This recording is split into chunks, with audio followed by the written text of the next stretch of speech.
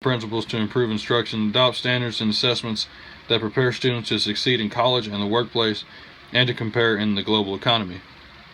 Although many states were appreciative of the opportunity to compete for the funds, other states elected not to submit any proposals because they resisted the direction that the composition criteria would lead them. Some states also feared that they would have to pick up the finances after federal funding ran out.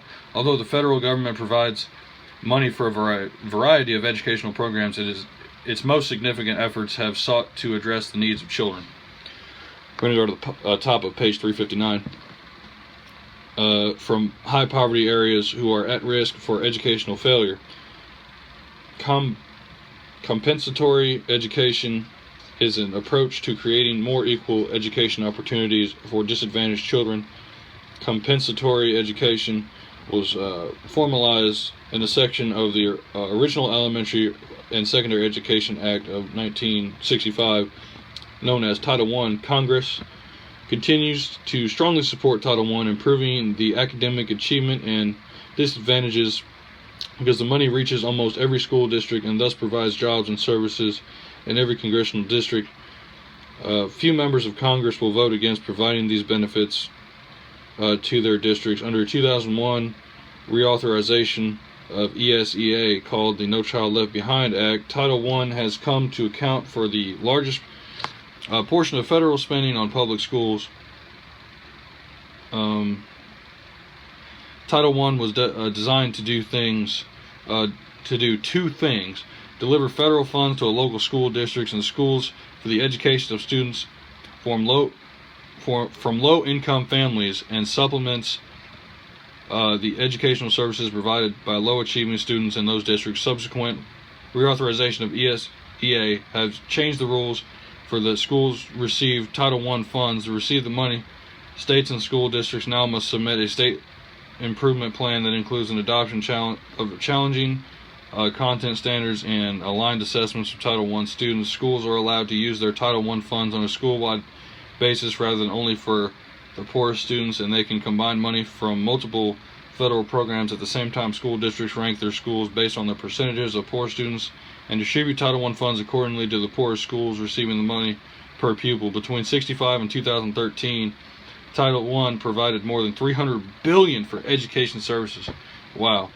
In almost all of the nation's school districts, in the financial 2012, this program distributed more than $14.5 billion on behalf of more than 17 million or more than 50,000 schools. However, in 2013, Congress allowed subseqution to occur, reducing the budget for Title I by $725 million, now $13.76 billion. Wow. And affecting more than 1.2 million disadvantaged students.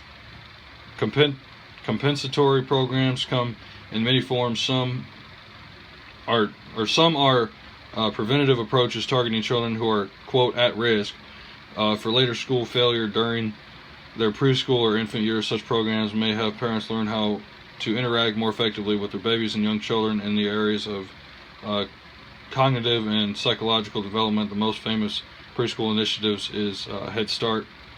I actually had Head Start at my school, so that's pretty interesting. Head Start is a federal program that aims to improve the learning skills, social skills, and health status of preschool age poor children, so that they can begin schooling on an equal basis with more advantaged peers. Since the inception in 1965, Head Start has served more than 30 million children in total, and it currently supports almost 1 million children. Although Head Start is almost 50 years old, the program is not without critics, and like other sectors of public education, the target of reform for 2011 fiscal year, the federal government budgeted $8.2 billion for Head Start programs and received $8.6 billion in fiscal year 2014. Although with Congress reauthorization of the Head Start program, however, came a call for a new focus on academics. They proposed focus on academics have been strongly opposed by many early childhood education experts who fear that the increased attention on the academic skills will dilute efforts to promote positive social and emotional development that Health Services Head Start currently provides will be abandoned. Others argue there is no reason why Head Start programs cannot address all of these goals satisfactorily. We're going to flip over to 360. Certainly the students held by Head Start programs need to deserve attention to academic, social, and health concerns that will also prepare them to succeed in school. Some compensatory programs are designed to intervene with even younger children from birth to age 3, for example. Some programs target children with developmental delays, whereas others target older children and focus on the basic skills, instruction, tutoring, or remediation in a variety of academic areas.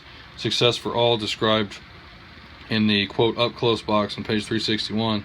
In the example of a program that is implemented in elementary schools, dropout prevention programs, job training, and adult literacy instruction are all attempts to help older individuals improve their quality of lives, although education, and to help prevent the cycle of education disadvantages from being passed down through generations. Evaluations of Title I and other compensatory education programs such as Head Start have yielded mixed results. A recent evaluation of Head Start showed modest gains of children in this program in terms of their pre-reading, pre-writing, and vocabulary skills, and no improvements were found in the oral comprehension or math skills. One researcher states that although children in Head Start make learning gains, they are well behind middle-class kids when they start the program, and that making the modest improvements doesn't close the gap in a major way.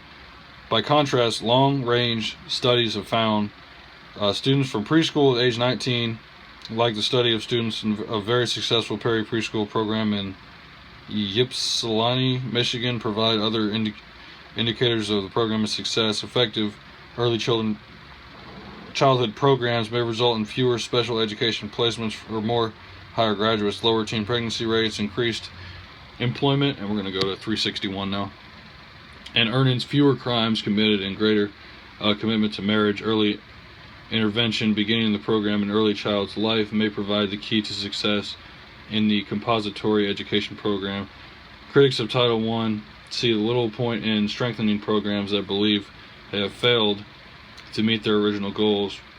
Proponents of Title I argue that considering the enormity of the program, the expenditures devoted to such a program are mere drop in the bucket. In spite of what seems like an enormous amount of money, only about 50% of all eligible children receive services from Title I.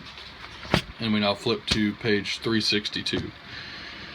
Because Title I has never been funded at a high enough level to meet needs of low-income schools, and because its resources are widely deprived, even the recent funding increases have not checked the growing educational crisis in low-income areas. Proponents can also point to a recent gain in achievement. A 2007 National Assessment of Title I showed that students whom Title I is intended to benefit have made modest gains in meeting proficiency levels on a state assessment in reading and mathematics, as well on a National Assessment of Educational Progress test in reading and mathematics.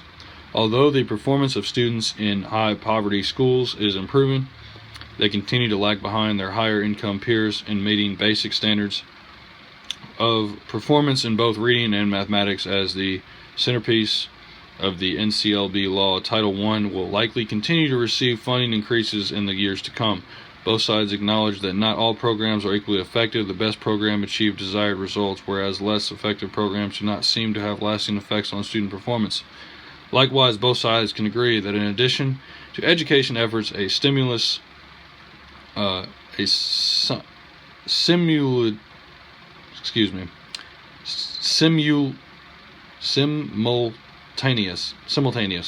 knew that was the word, a simultaneous attack should be made on external factors that contribute to low achievement, such as poor housing, family instability, health and nutrition, and low income. And as you can see, we have now come to the end of the chapter.